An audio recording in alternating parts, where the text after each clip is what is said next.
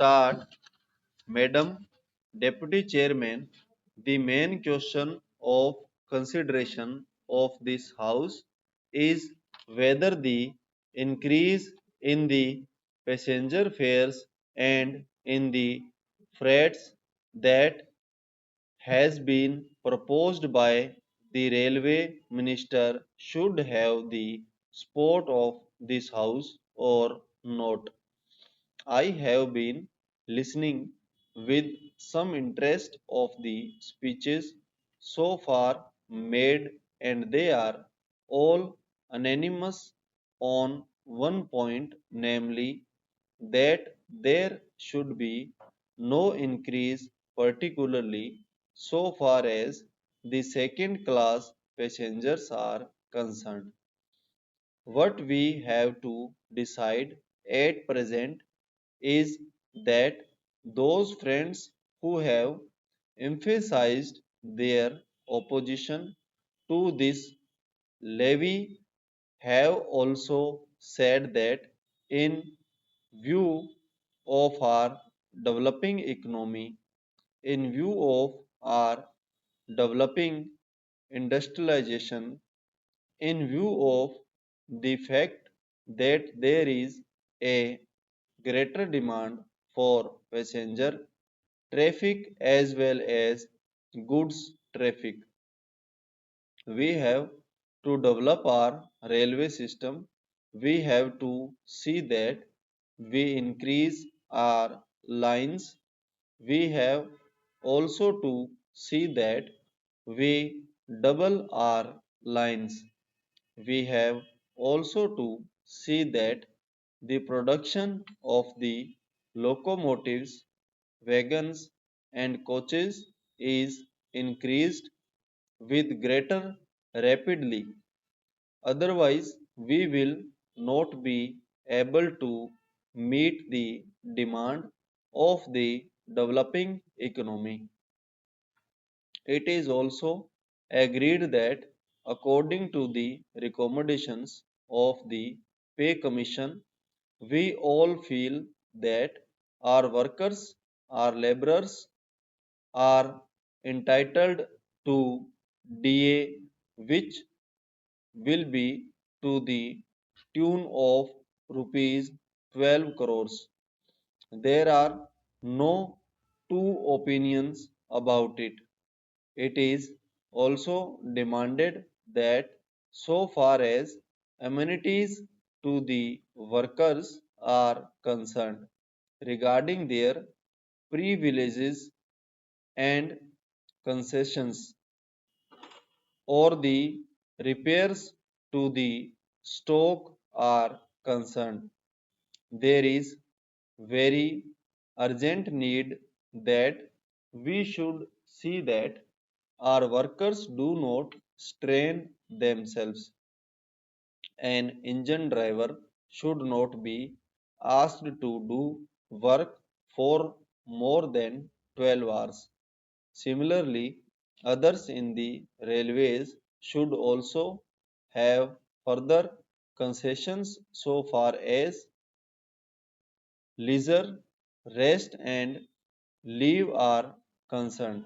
It is also agreed and it has been emphatically stressed on all hands that the second class passengers are not getting amenities which they should get. The greater portion of the income comes from the second class passengers, and the position is that they are not getting their dues by way of rest and comfort which are necessary for them. I appreciate that effort is being made that so far as sleeping accommodation and provision of fans to the second class passengers are concerned, something is being done. But this does not touch even the fring of the problem, and when we see the second class passengers huddled together like cattle, not even having sufficient air to breathe in. We feel that there is something seriously wrong with our railway administration.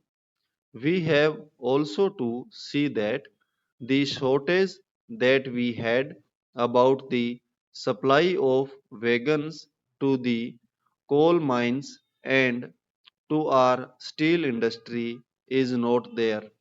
Madam, it is a strange chain of events that the minister who was in charge of steel and who gave statements in a way implying that the railways are not doing their part well is not saddled with that responsibility, and I am sure he must feel double responsibility because he knows how the industry has suffered or was likely to suffer.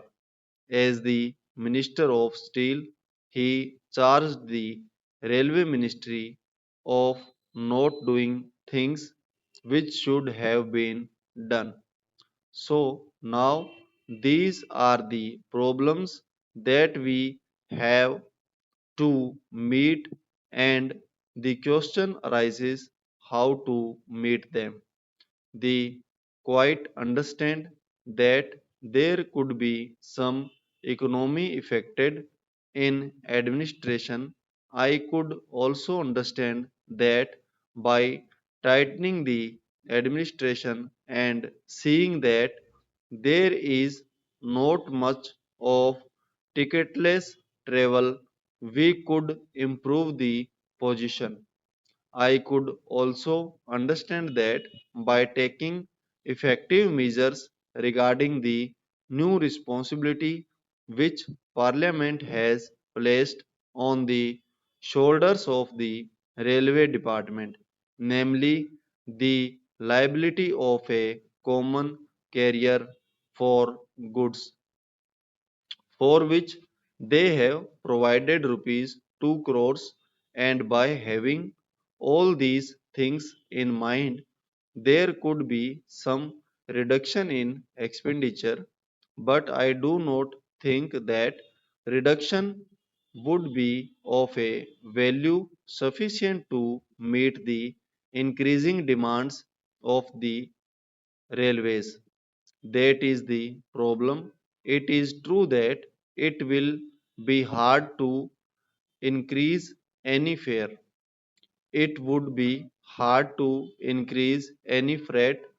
We do realize and we do appreciate it, and as representatives of the people, we do feel every day that our people are being taxed more and more. As regards freight, madam, my own view is that so far as food articles are concerned, this proposal should be modified just as there has been a modification in the case of giving encouragement for export and in certain other respects. Similarly, I feel that so far as food articles are concerned, the proposal should be modified, and on the other things, these freights may continue as proposed. In this way, the danger that has been pointed out by honorable minister members, and to a certain extent correctly, that if the prices of food articles go up, that would create difficulty, would be avoided. Stop.